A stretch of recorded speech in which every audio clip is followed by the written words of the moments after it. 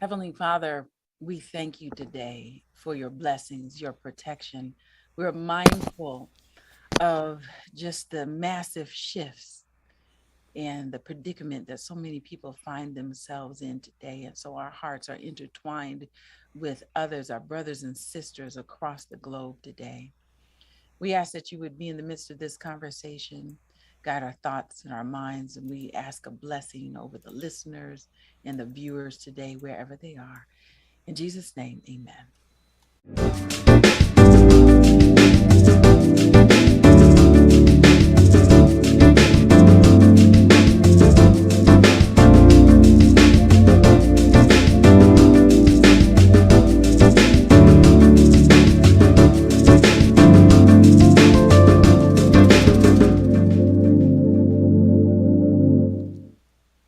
Hey, good morning. Welcome to What's the Message? Here we are. Time just flies. We're already on episode 4. I'm glad you're joining us today or whenever you're going to listen to this, whether it's the playback or not. How's it going, Pastor Baron SOVORY? Baron, how are you doing today on the West Coast? I'm doing well. It's a beautiful, beautiful morning here. I'm glad to be here with you and all of those of you all that are joining and tuning in right now. Would you do us a favor and like and share this with somebody? Because today we have a tremendous, tremendous program in store for you. Oh, yeah. I had to let you know. We have a special guest coming on, our dear friend and he was my former pastor. You know this, Baron, Oh, Pastor he's your former pastor. Wintley Phipps was my former Yes. pastor. And I'm gonna tell you, I'm just very quickly, it's hard not to go here. Because when we were on, we're backstage and we're talking and you're singing and that's getting in my head. My first memory of Pastor Wintley Phipps, that voice I heard while, my dad was a pastor. We were driving from place to place in the car, and I was on the floorboard between my mother's knees while she was braiding my hair, going to church. And I remember that's the first time I heard that voice. No, and Pastor Phipps, if you're listening behind the scenes, this is not meant to age you or me. That's the disclaimer. I'm just saying that's how far we go back. So, Baron, I'm just glad that you're rolling with me. We can have this conversation because we're going to talk about some very interesting things around the topic of literacy and literacy in our community, which is so very important. It is the foundation, the bedrock of any society. But first, this morning, we have to say and just take a moment. We prayed about Ukraine. What are your thoughts as you're seeing this refugee crisis ballooning? From last count, we're talking about 1 million people crossing various borders. What are you thinking? Yeah, my heart just breaks. My heart just breaks, first of all, for just the war in general, how many lives are being changed and impacted by just what is happening there. People's lives are uprooted. People's lives are changed forever because of it. People are going to be rebuilding for years and maybe even decades, depending on how long this goes. But specifically to hear of so many African descendants that are there in Ukraine. Multiple reports from the USA Today to the New York Times to many other outlets. Even my local news station picked up the story talking about Blacks that are trying to get out of the war zone and cannot get out of the zone. These are teachers and lawyers and students and in schools and everything like that. And they're being denied. And my heart just breaks. It lets me know that when you're in a position of war, you just never know who people really are until things really, really get serious. And we know how serious the circumstance is. And my heart breaks forward. We need a breakthrough from God on behalf of those people. So those are just some of my initial thoughts. I mean, there's so many. We don't even have enough time. Things. Oh, yeah. And our hearts go out to all the people of Ukraine, everybody. And you're right.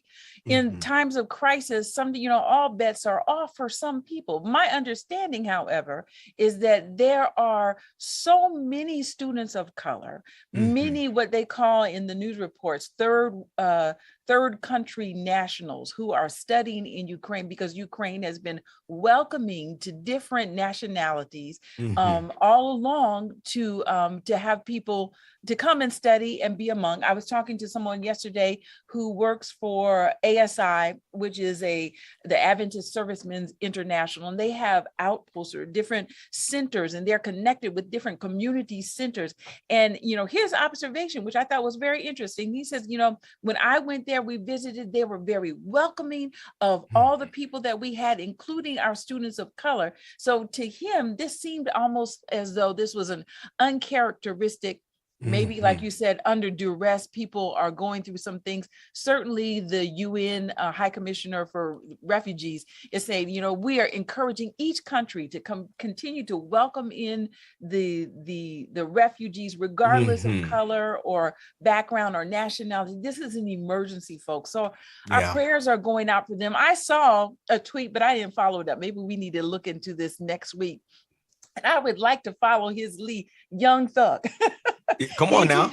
He says, how can we help? I want to help. Yeah. And, by next week, that is my hope. Next week here, we at Message, we're going to let you know, give you some numbers. And maybe even before this, if you're following us on Twitter, follow us on Instagram, Facebook, we're going to put up some numbers, places where you can go, links where you can donate, all that sort of thing, so that we can support not just our people who maybe look like you and me, but other folks who are in dire straits. It breaks my heart as I saw a story today of, the chaperones, 2 different orphanages, leading out children with serious disabilities, both physical and cognitive processing disabilities, that they're having to leave the comfort of an orphanage and go through spending the night in subway stations, emerging to go and find other places to be. I can't imagine being a parent. I can't imagine being a chaperone or a caregiver when you have a child in tow. So our hearts are going out to them today. Yeah, and let me just add this in the end, to see the international community not only hear from Message wanting to do what we can to try to help those that are in dire need, but all around you can see that the reins are being tightened in on the aggressor in this situation, Russia, where things are the international community saying, well, look, hey, we don't agree with this. We're not down. We're not going to sell products. We're not going to support. There are many, many different things that are happening, and prayerfully, that certainly tightens it and makes life a lot more difficult there. But a prayer, war is not the answer. More death and bloodshed is not the answer. And we're just praying that those that are desiring to get out, particularly for those students of color and others of color that have had such a difficult time, I'm praying that story turns around, that they're able to get to safety, get out of the country. And then thank God for those neighboring countries that have been welcoming them in for who knows how long, but prayerfully, things will end really, really, really soon. Jesus just needs to come. Let's just put it that way.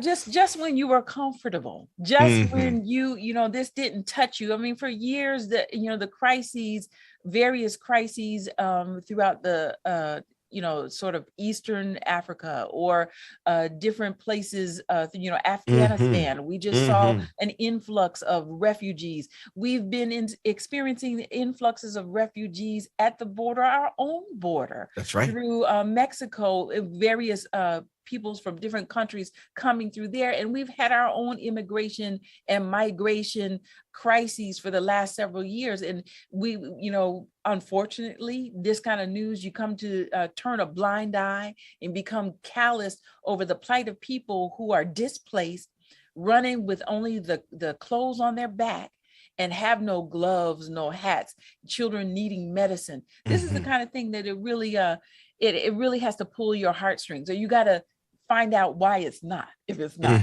But I tell you what, we're blowing right past some time frames here. Next week, I want us to come back and talk about what's happening with the Oakwood Adventist Academy and their basketball. They had a basketball tournament, and this is a Christian school. That's right. Yeah, That's for right. those of you who don't know Oakwood Adventist Academy, this is a Christian school that went to play in a basketball tournament, but their semifinal game, you know, they could have been on their way to the championship, That's but right. that fell on the Sabbath. And because of their faith, these young men decided that they didn't want to play. This created some stir in the news, and even the governor of Alabama, because the school is in Huntsville, Alabama, she wanted to know why there could not have been a religious accommodation for them. So I think we need to talk about that next week and have on some of these young men. You all, you know somebody, maybe you want to go ahead and put that in the chat. Let us know. Have you ever faced an opportunity in your life and decided to forgo it because you felt that it would not jibe with your faith? Let us know. We can talk about it next week. But first, right now, Baron, like we said, we got to welcome on. This is my dear pastor, Pastor Wintley Phipps. Yes. You may know him as Grammy nominated, many beautiful records, and now CDs and wherever, however you get your music. Pastor Wintley Phipps is a pastor. He's been a pastor at the Palm Bay Seventh-day Adventist Church in Palm Bay, Florida. You got to go there. Next time you're on vacation, you just got to go slip into the seats. The folks are nice. They feed you well. And Pastor Phipps sings and preaches and just will uplift your heart. But you also know him as the founder of the United States Dream Academy that does this beautiful work helping and supporting the families and children of people who are incarcerated. We are knit at the hip, as they say, because we have the same interest in making sure we shore up our people who are incarcerated and the families out in the world, as they say. There's so many things I could say about Pastor Wintley Phipps. You know him. If you're watching right now, you got to go ahead and put your favorite song, the song that he sings that touches your heart, in the chat. I love it. But Pastor Wintley Phipps, we are so happy to welcome you. I know I just botched your introduction. I could spend several minutes talking about who you are, but God bless you for joining us today. I always love talking with you. Like I said, you were my former pastor, but I still consider you my pastor. You know, when you're a preacher's kid, you don't always have a pastor, but this is my first pastor outside of my dad. And so I always love to hear from you. Pastor Phipps, you got a burden on your heart for literacy. Talk to us about that burden. Where did that come from? Well, thanks so much for having me today. First, I must say kudos to you for putting this program together and for your work and just your focus of keeping this amazing ministry of message alive. I just want to commend you. First of all, let me say to you that I've been doing this work helping children of prisoners and children falling behind in school for now 25, 30 years. Yes. And there's some things that I've learned along the way and things I've learned recently that have just boggled my mind and helped to direct me turn me in a direction that I think will be a blessing for so many people. First, let me say to you, 2/3 of students in America who can't read by the end of 4th grade, who can't read by the end of 4th grade, 2/3 of them end up either in jail or welfare. Just think about that for a moment. Yeah. Think about that. 2/3 of children in America who cannot read proficiently by the 4th grade will end up on welfare, or they will end up in jail. By the age of 30, 60%, 60% of every Black boy in the United States of America who does not graduate from high school reading proficiently will be in prison by the age of 30. 60% of all Black boys in America. And so God has had me on this journey of understanding, and this progressive journey. Well, a statistic came out, actually was a report by Forbes magazine that shook me. Forbes magazine was printing the results of a study by the Barbara Bush Foundation and the Department of Education that showed that today, 55% of all Americans between the ages of 16 and 74 now read below a grade 6 level. You said 55%. 55%. More than half. More than half of everyone in America between the ages of 16 and 74 cannot read above a 6th grade level. If I told you that the literacy rate in the United States of America is 85%, but the literacy rate in South Africa is 95%. Yeah. We are the richest, most advanced country in the world, but we are falling behind. And it's one of the reasons our kids are doing so poorly in school. It's just one of them. Well, I think that has tremendous ramifications for our mission as a church. You know, we have prided ourselves on being a church where people can read themselves into this church. You talk about the Adventist church. Yeah, by studying the Bible and reading the red book and the red books. Okay, we're all about reading. But how are we going to win people to the church when 95% of all Bibles and Bible study materials are written above a 6th grade level? And almost all of the materials that we print, they cannot even read it if they wanted to. Wow. And so I preached a message the other day, last Sabbath actually, and the title was, "Is the Bible Dead?" And my conclusion was, the Bible is not dead. But if you can't read, the Bible is dead to you. Yeah. Go ahead. Yeah. No, Pastor, and I see Baron, he was getting ready to come in here too. These are mind-boggling statistics, and you are right that perhaps as I'm reading the statistics, I saw something that was slightly different. It said 88%, maybe is a little dated, and I thought, we're doing okay. 88% but look literacy. up South Africa. Comparatively, what do you have any insights into why this would be? Why are we slipping in terms of our literacy rates? And I guess that's a different question, but you can read, but there's only a certain level of proficiency that you have at reading. So talk to me about why, and then we'll come back to this next question.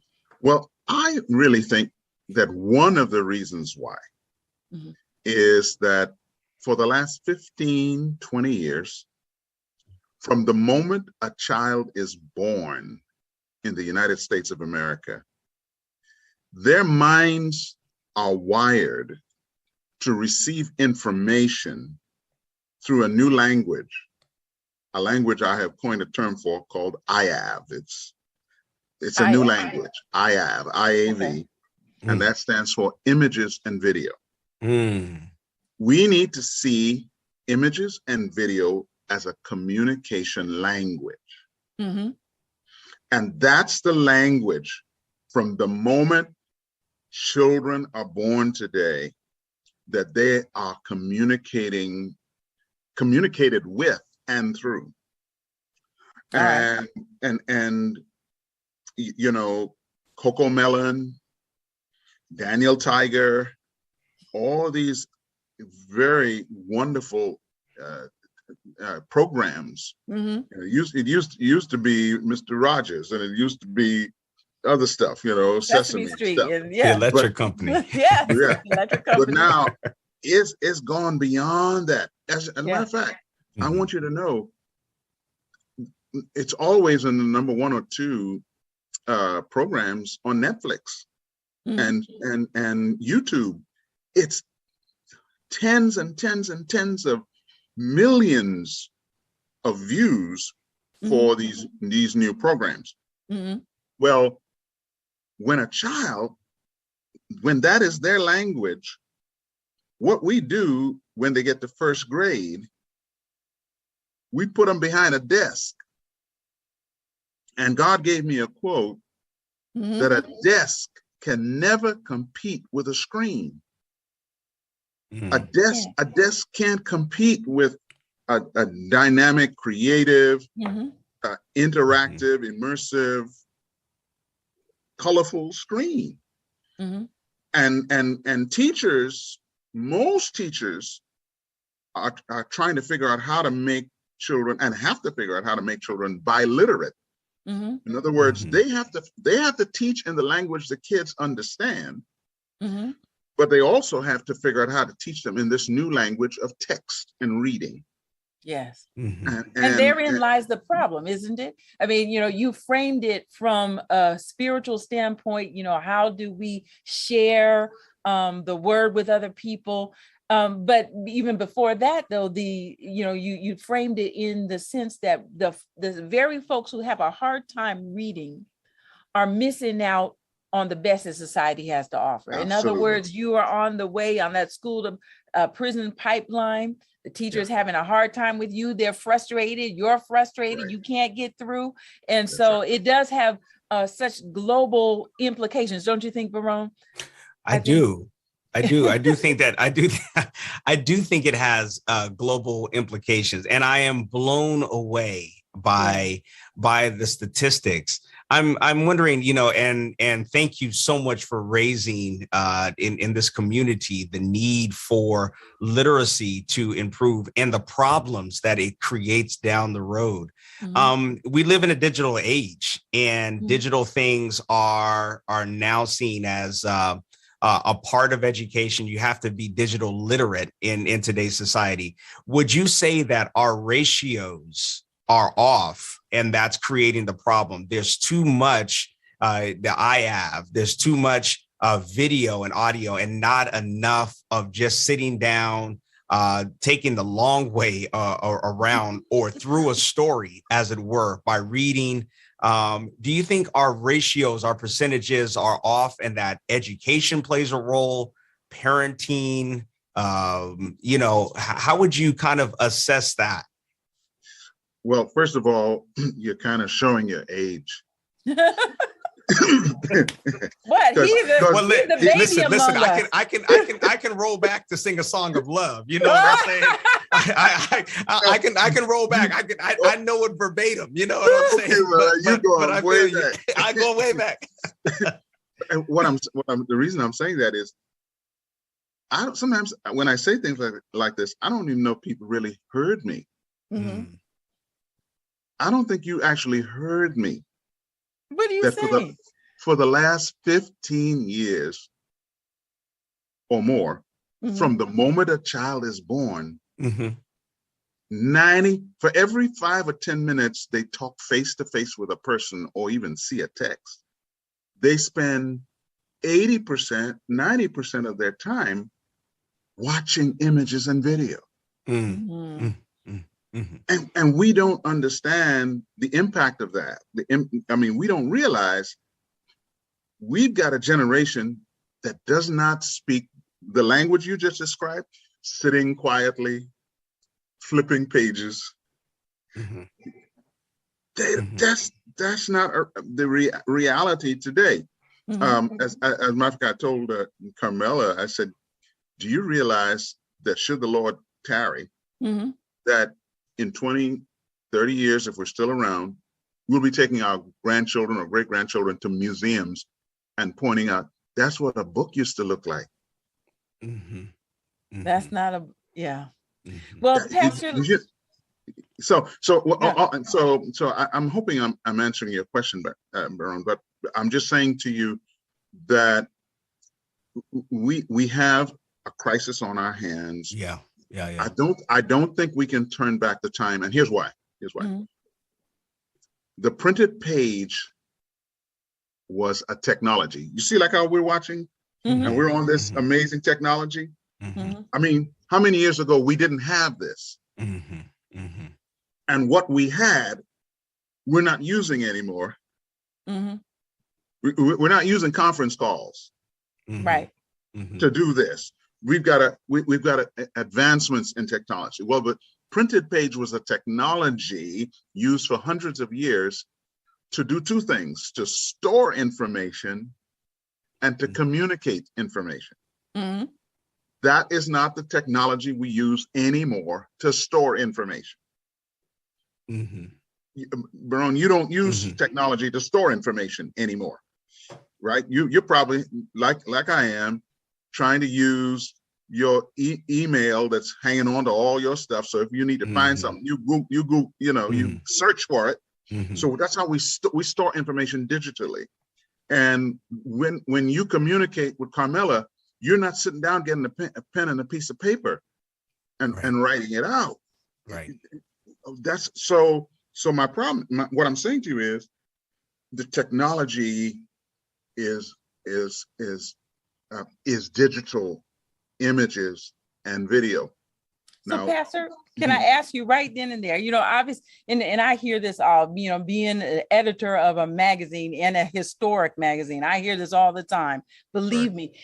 But God didn't give you this insight that we have a different digital language now, that people are digital language, image and video speakers and interactors, just for the observation's sake. What is it that he was giving you and why?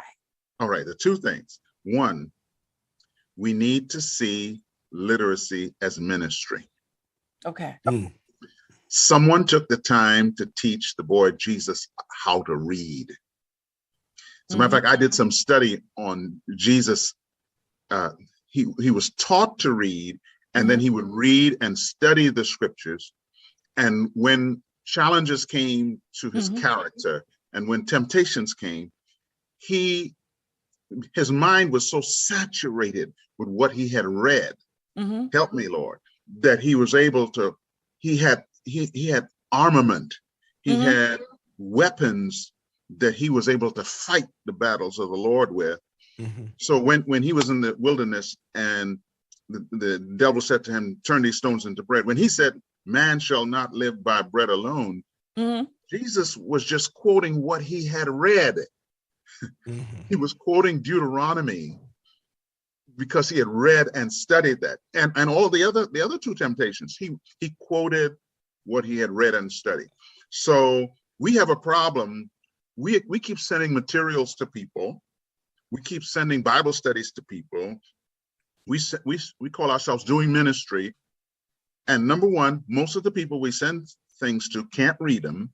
Or number two, don't read them because reading, let me give you some reading statistics. 80% of American households did not buy one book last year. 97% of Americans did not buy one Bible last year. Okay. 50. Well, once you have one, do you need it? Anyway, go ahead. I'm listening. Okay. You got several. Okay, but go ahead. The problem is we have multiple of them, but we still don't read it. Okay. It reminds me of a little girl who the pastor came over to visit the family one day, and the mama was trying to impress the pastor and said, "Honey, go into the living room and bring that big book that Daddy and Mommy always read from." And little girl ran out, and she came back with the Sears and Roebuck catalog. Yeah. That's from the years that, yeah. We have we're not reading. So we have to see literacy as ministry. And we need to, and I told Carmela earlier that what if beside your name, there was an asterisk in heaven, beside your name in heaven, there was an asterisk that said, "Taught the boy Jesus how to read." My God, you'd be going around whispering it to Abraham and Isaac. Everything, you know, I'm the one. Yeah. There. And he said, if you've done it unto the least of these, you've done it unto me. You've done it unto me.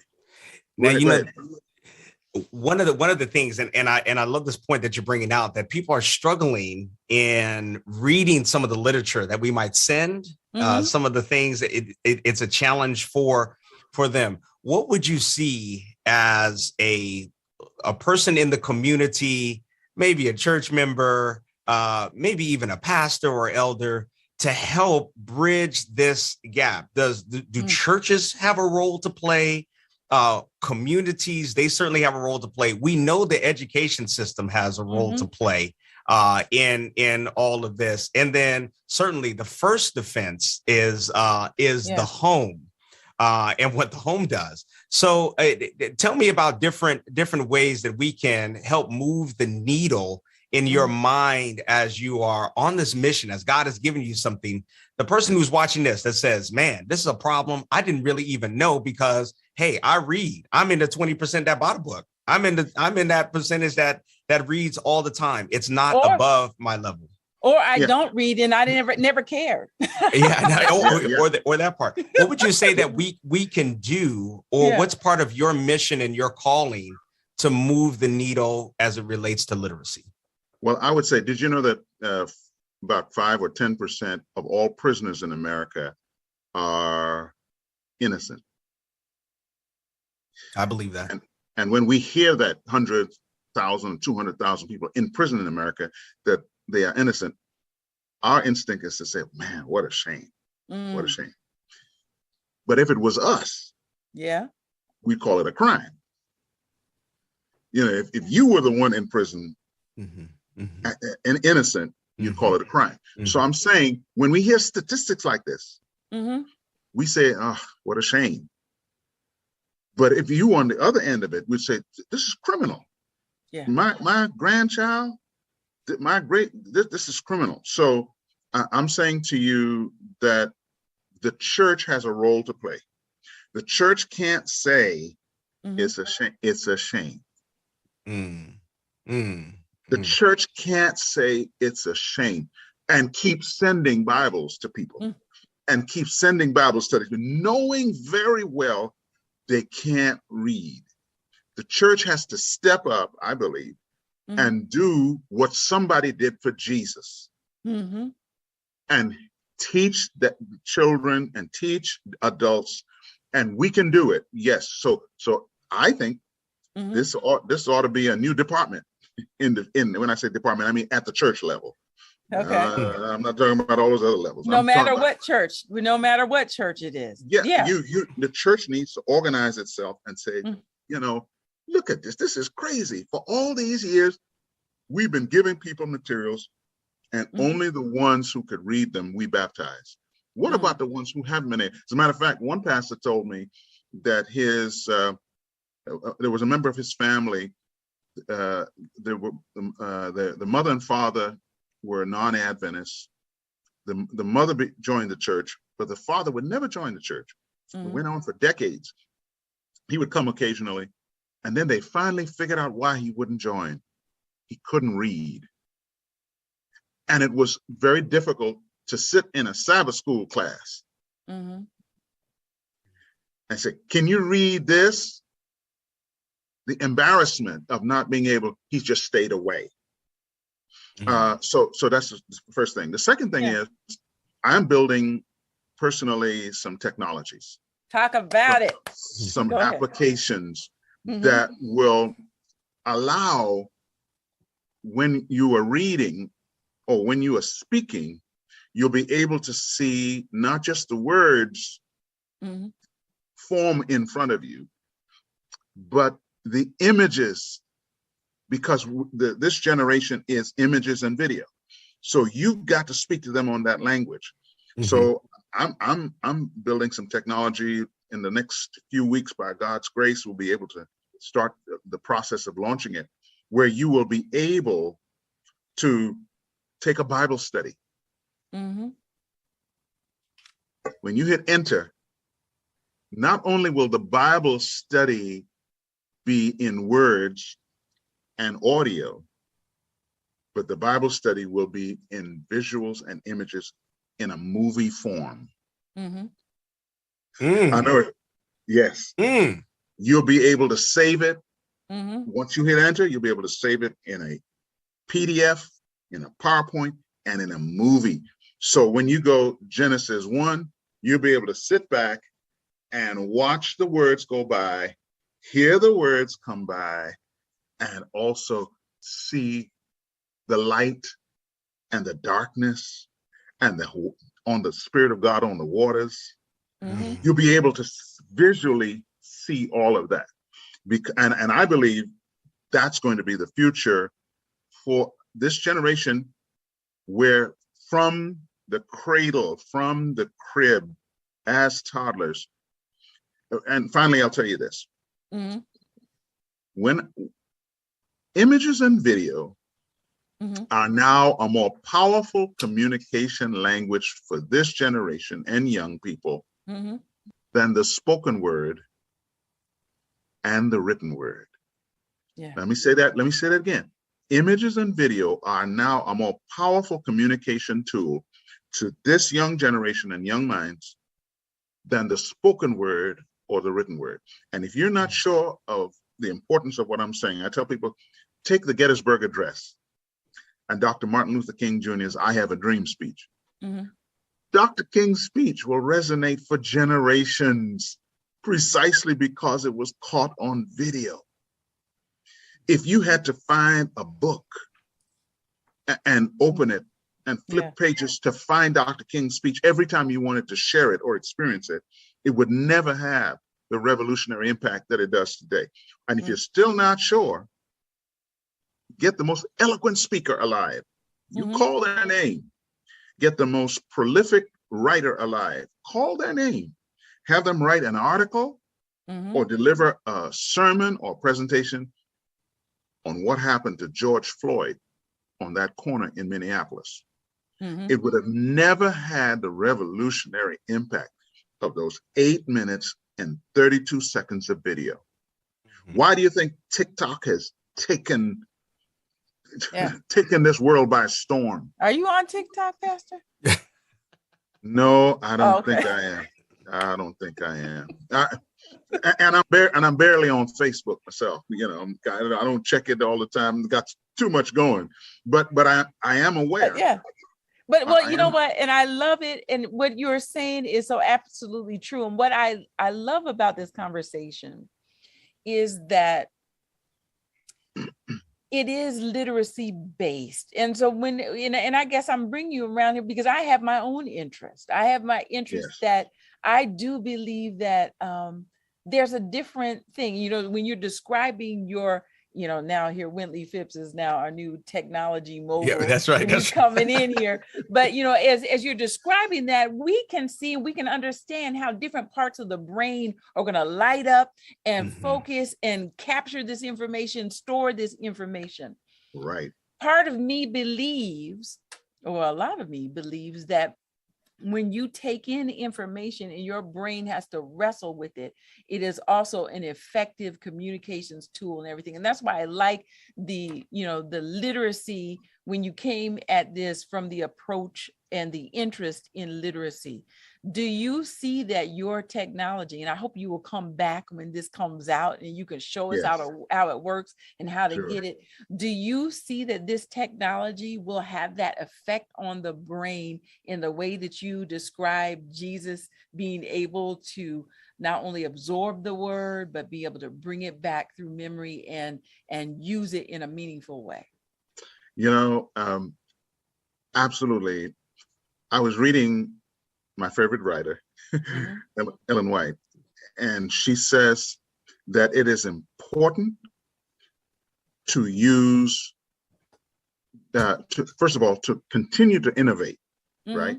And use new methods and new strategies, right? And she talks about what is needed to anchor truth. And she says, use whatever you can. She said, and then she said, use blackboards. Do you remember those? You remember those? I do. Yeah, I remember that. She says, use blackboards.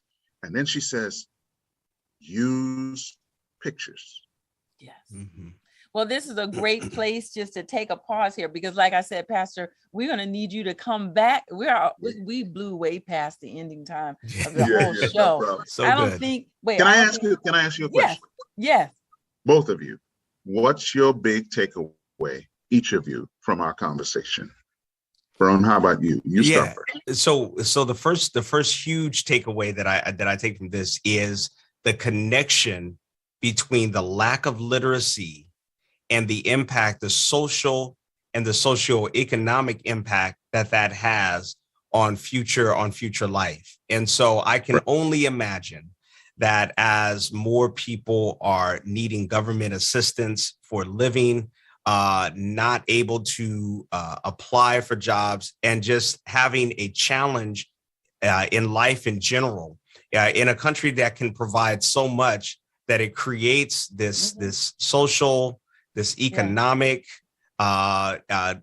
impact that is negative. And then also the impact that it has for families that need to go through the challenge of having a family member that's incarcerated.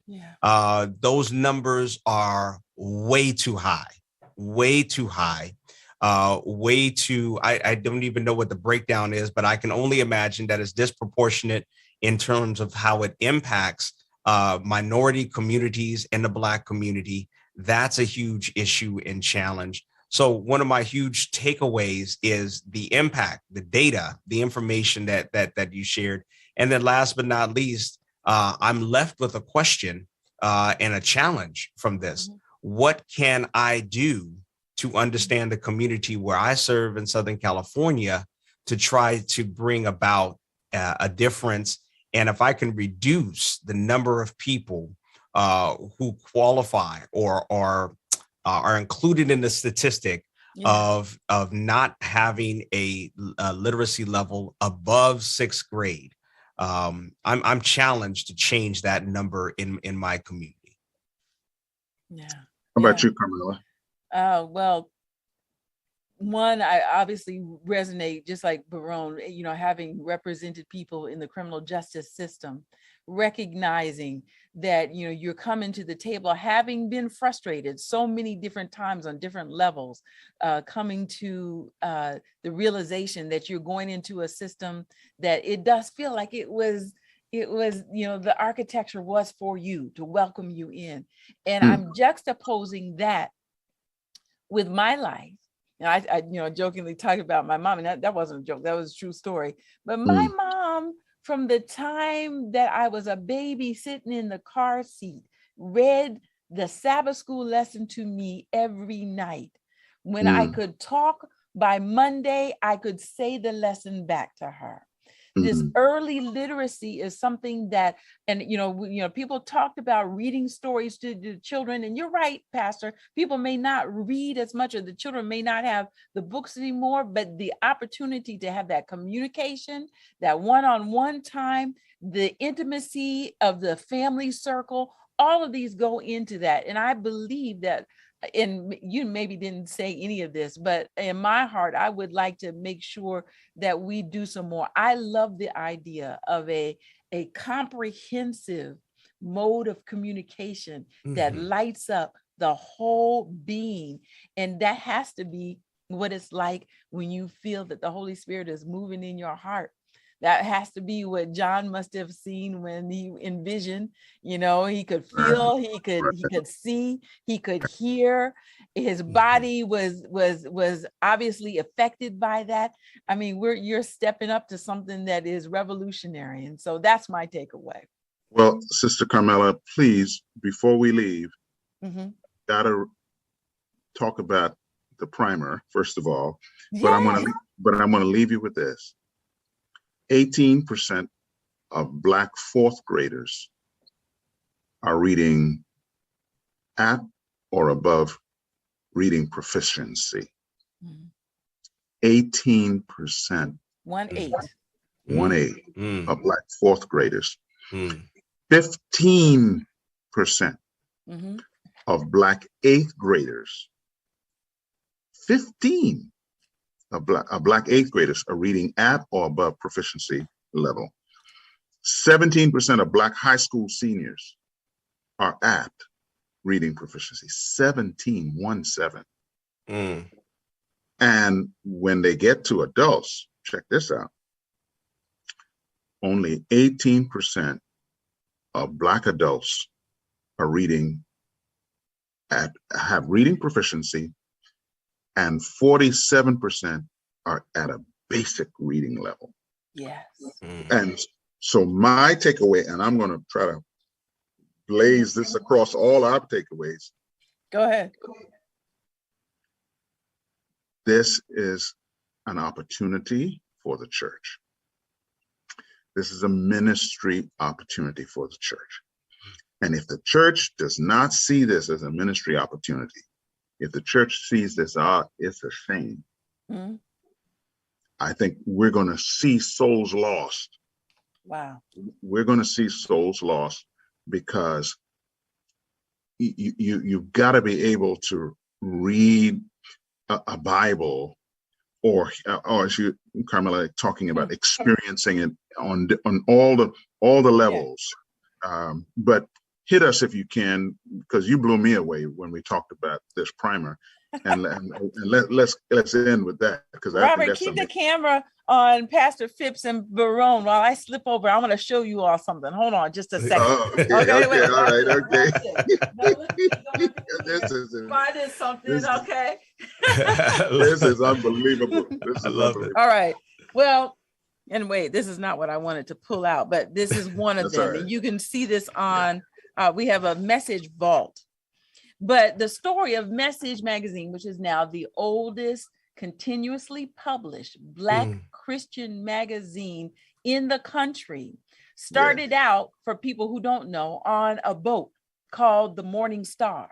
And the Morning Star would traverse the mighty Mississippi down into areas. And there was a multicultural team of people on that boat, including one man by the name of James Edson White. What would White do? White would pull his steamboat into port and there set up his ministry that was on a steamboat, right, pastors? And they would come out and they would talk to the people in the community. And the mission was to reach African Americans who at that point were struggling. This is long past Reconstruction. This is long past emancipation, but people who don't have clothes or adequate clothing, don't have adequate housing. We talked about the refugee status before. What is it like to try to make something out of nothing? And you're out there in this hostile environment. And he took his boat there. By day, the children would come to the boat and learn reading and writing and arithmetic, right? By night. Are you serious? Yes. By night, moms and dads who were getting off of work, or when they come home from the fields, they would come on the boat reading, writing, and arithmetic. And so there were two magazines that emanated from that boat. And as we know, that boat, we also, people who went to Oakwood University, the outgrowth and HBCU after all these years, we claimed ties, right? In the late 1800s. But I don't know if you can see this. Yes. I pulled this off. Woo. So there's one of two publications. You see those precious Black babies on there. Yes, yes. All right, yes. So there are two publications. One was called the Gospel Herald. One was called the Gospel Primer. I'm coming down your street right now, Pastor. Woo, yes, you are. The Gospel Primer is what Edson White used to teach people how to read. And that is a forerunner. Gospel Primer and the Gospel Herald, the forerunner of Message today. And God has preserved us all these years. Why? Because people need to know the word.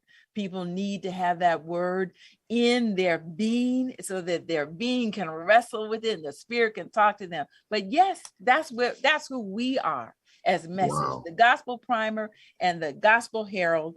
So A was for angel. A for angel, B for book, C, I don't know what all of them were, but I'm gonna dig this up and I'm gonna share it with you. But that's the Gospel Primer to teach people. But this was not unusual in that time. that Right. people who wanted to, you know, Christian groups would come down and help, and they would do this. But this is a forerunner for Message. And so I believe Carmela, yes. a lot of people learn to read by reading Yes. the Bible. Yes. Yes. Yeah. And you come and now we've come full circle in terms of the need. Mm-hmm. But the mission of Message Mm-hmm. is still to teach people how to read. Mm. We've come full circle, Yes. but Message understands that it doesn't make sense to just print stuff for our population Mm-hmm. who can't read it. So we can use the technologies. Mm-hmm. So I love to brainstorm and come up with creative ideas. Mm-hmm. What if say it right now. Okay. Folks, you heard it here first. Come on, I'm listening. That's right. What if one of the links Mm-hmm. on the Message magazine internet portal Mm-hmm. on your website is a literacy program that teaches how to read? Mm-hmm. And how could we have not have thought of this before? How could we, you understand what I'm saying? Yes. How is it that our church and every church Mm-hmm. doesn't have a portal where people who, look, do you realize we send missionaries to other parts of the world to teach people how to read? Now you're talking. Now you're just stepping on people's toes right now. So I'm just gonna. we send missionaries. Yeah. And we got people in this country. More than half of the American adults can't read above a 6th grade level. So I see this, underscoring everything we've said, I see this as an opportunity for Mm-hmm. ministry for the church. And I hope that my voice, whatever I can bring to this, will be a blessing. And hey, you know, one of my dreams is that one day I'll be in heaven, Mm-hmm. and working on my mansion with my holy hammer. All right. And I'll hear a knock on the door. And when I open it, Jesus will be standing there. Mm-hmm. And he'll say to me, my son, I'm about to go to some parts of my universe where they've never seen a child from earth who has been redeemed. And I want you to come go with me. And by the way, I want you to sing just before I speak. Come on now. That's my dream. Well, I got another one right now. Uh-huh. And I want it for you, Carmela, and I want it for you, Baron. Just imagine what it would be like, or anyone who's listening, that someone would run up to them, because of you, I learned how to read the Word of God. Mm-hmm. And it changed the trajectory of my eternal destiny. Mm. Yeah. Mm. Yes. Mm-hmm. That's my, beautiful. It's powerful. That's beautiful. Well, Pastor, I'm just glad you stopped by. Right. And I say that I sound like Mr. Rogers. I'm glad you came by today. But no, and this is a challenge because we are all in the same place in which we see these great societal problems. I can't do anything about Ukraine. I cannot do anything even about so many of my people being disproportionately housed and confined, erroneously convicted and arrested or stopped. I can't do anything about that, but I can pick off and the enemy's strategy, that line that he has around to surround my people. I can pick off each one of his tanks. You know what I'm saying? Take them out. And literacy is a significant one. Huge. And each one of us who's listening or viewing, we can do this. And so, and I'm going to invite you, if you're inspired about it, or you're thinking about it, if you got something running in your community, go ahead, put it in the chat. Let us know about it so we can highlight it in Message. And we'll just welcome you back, Pastor Phipps, when this thing gets, I don't know what you're going to call this. I don't know if we can be there for the initial what do you call it? The offering, the public offering. I don't know, but just let us know when this is coming through. So thank you all for joining us today on What's the Message. We so talked long today, but it was worth it. Thank you, Pastor Phipps. Thank you, Baron, for joining us. We'll see you next time. Don't forget to subscribe to Message, because you can read it to someone and read to yourself. And follow us on all social media, Instagram, YouTube, Facebook. Share this with someone else, and we'll see you same time next week. Take care. Yep.